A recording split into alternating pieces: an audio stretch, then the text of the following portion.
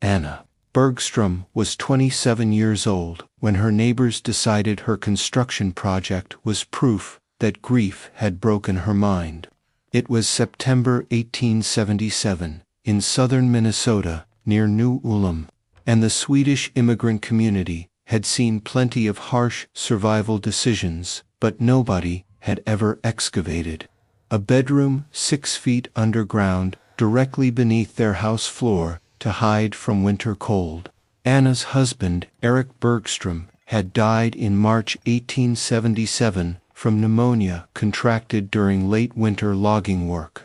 He'd been 32, married to Anna for 6 years, a skilled carpenter who'd built their small timber house with his own hands. The house was modest 16 feet by 20 feet, 320 square feet total, but it was theirs. Paid for, on 40 acres, they were proving up as homestead.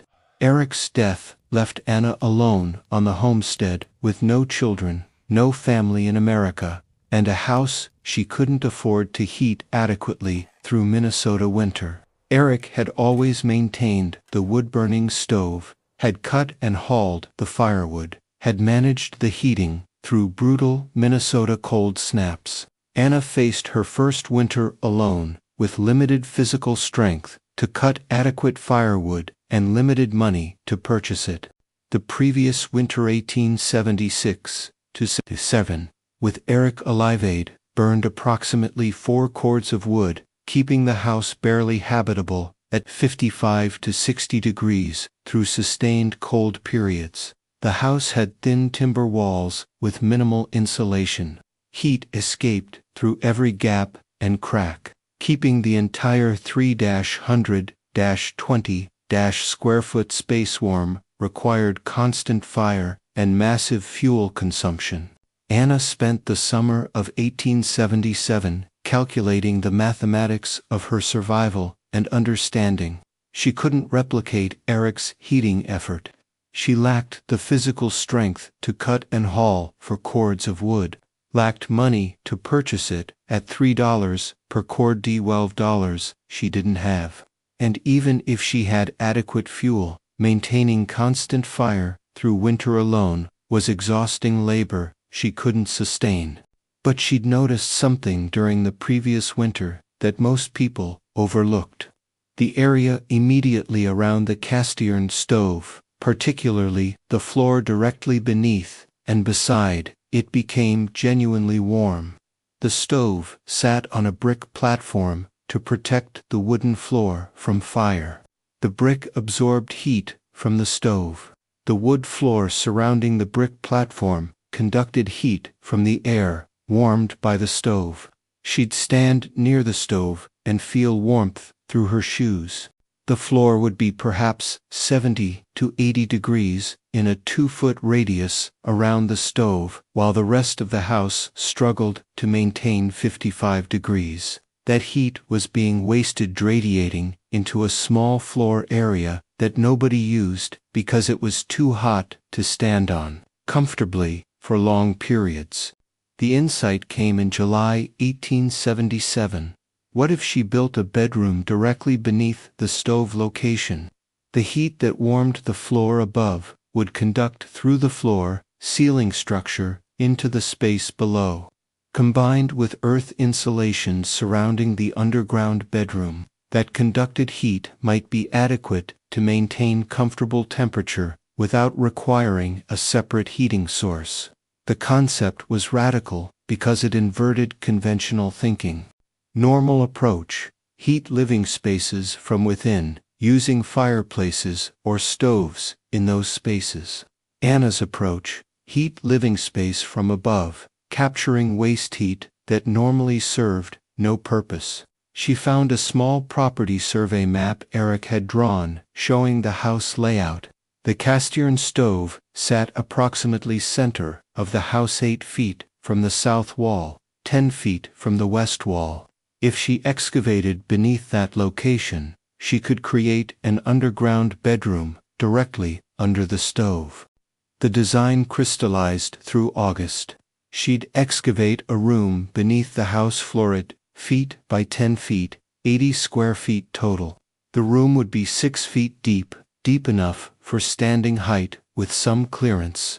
The excavation would be accessed by a trap door and ladder in the house floor near the stove. The bedroom ceiling would be the house floor above wooden floor planks and joists. The stove heat would warm this floor, and that heat would conduct downward into the bedroom space.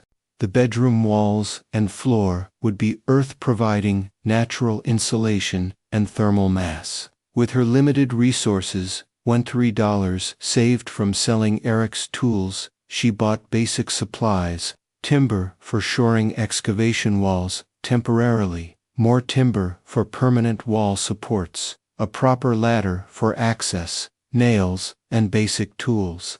The excavation began in late August, and Anna immediately confronted the brutal reality that moving earth by hand is measured in suffering rather than hours. Working alone, as a 27-year-old woman who weighed perhaps 115 pounds, she faced physics that didn't care about determination, only about mass and leverage. She began by removing floorboards in an 8x10 section near the stove, carefully pulling nails with a pry bar, lifting planks one by one, stacking them outside for later replacement. Each plank weighed perhaps 20 pounds, 40 planks total. 800 pounds of wood lifted and moved before excavation could even begin. Exposed the earth beneath the house-packed Minnesota clay soil, dense and heavy. The space beneath the house floor had perhaps 2 feet of clearance before reaching ground level, essentially a crawl space. She'd work on her knees in this confined area, unable to stand, digging downward into earth. The excavation required removing approximately 320 cubic feet of earth, roughly 12 cubic yards, approximately 16 tons of material. Minnesota clay soil, at this depth, weighed about 130 pounds per cubic foot. She'd dig, filling a bucket that held perhaps 30 pounds of earth when full. She needed roughly 1,000 bucket loads to complete the excavation. The work cycle became brutal routine. Kneel in cramped space. Dig with shovel cutting into clay. Scoop clay into bucket. When bucket full, drag it through the cramped space to the floor opening. Stand, lift 30-pound bucket up through opening to floor level. Climb up through opening. Carry bucket outside. Dump earth onto growing pile. Return bucket. Climb back down through opening. Crawl back to excavation face. Repeat. The physical toll accumulated rapidly. Her hands developed blisters within 3 days, painful fluid-filled swellings on her palms from gripping the shovel handle. The blisters burst, raw skin beneath. She wrapped her hands in cloth torn from an old dress, continued working through the pain. The raw skin gradually hardened into calluses over 2 weeks. Her back seized constantly from the awkward positions. She'd work bent over or on her knees, reaching down to dig, twisting to fill the bucket. The unnatural postures created persistent ache in her lower back that became chronic pain she learned to ignore. The progress was agonizingly slow. A good day, 8 hours of sustained work, might yield 40 bucket loads, approximately 1,200 pounds of earth removed. At that rate, 16 tons required roughly 27 full workdays, but she couldn't sustain 8 hours daily. 4 to 6 hours was realistic before exhaustion forced her to stop.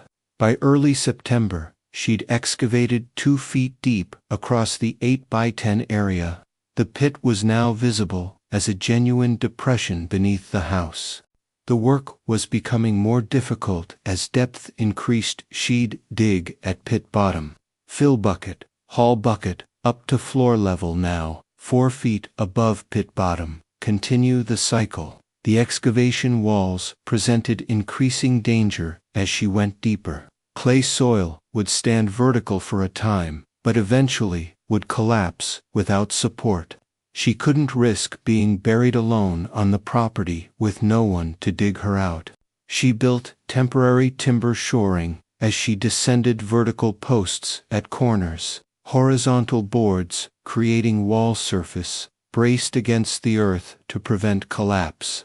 At 3 feet depth by mid-September, the psychological weight matched the physical. She'd stand at pit bottom, look up at the house floor, 4.5 feet above original 2-foot clearance, plus 3 feet excavated, surrounded by walls of earth held back by temporary timber supports, and fight the claustrophobic fear that the ceiling would collapse or the walls would give way and bury her alive. The isolation was profound during this work. She'd spend entire days alone beneath her house, digging in semi-darkness, lit by a single lantern, breathing close earth-scented air. Her only companion, the rhythmic scrape of shovel on clay. No conversation, no human contact, just brutal, repetitive labor measured in buckets of earth. By late September, she reached 6 feet depth. The excavation was complete, in 8x10 room, 6 feet deep, with earth walls temporarily supported by timber framing. Standing at the bottom, she could reach up and touch